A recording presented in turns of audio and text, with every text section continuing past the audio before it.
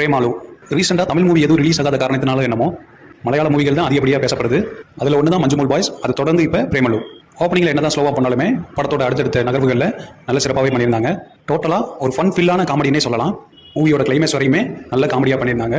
நல்ல ஒரு காமெடி ஸ்கிரிப்டாக யோசிச்சு சின்ன சின்ன விஷயங்களை கூட மக்கள் ரசிக்கும்படி எடுத்திருந்தாங்க.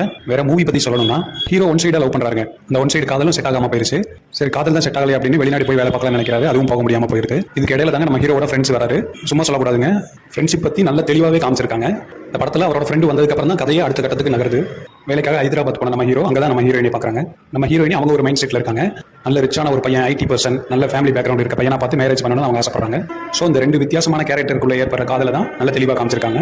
நட்பு, காதல், அது மட்டும் இல்லைங்க, முக்கியமாக சொல்லணும்னா இவங்களுக்கு இடையில வர வில்லன் சொல்ல முடியாது, காமெடியான வில்லன் ஜேகே ஜஸ்ட் கிட்டிங் அப்படின்னு சொல்லிட்டு நல்ல ஒரு ரசிக்கிற மாதிரியான ஒரு கேரக்டர் பண்ணியிருந்தாங்க. அவரை எந்த இடத்துல பார்த்தாலுமே உங்களுக்கு நல்ல ஒரு காமெடி அமைஞ்சிருக்கு. ஸோ எல்லாருமே தேட்டர் போய் மூவி பாருங்க. உங்களோட கமெண்ட்ஸ் எனக்கு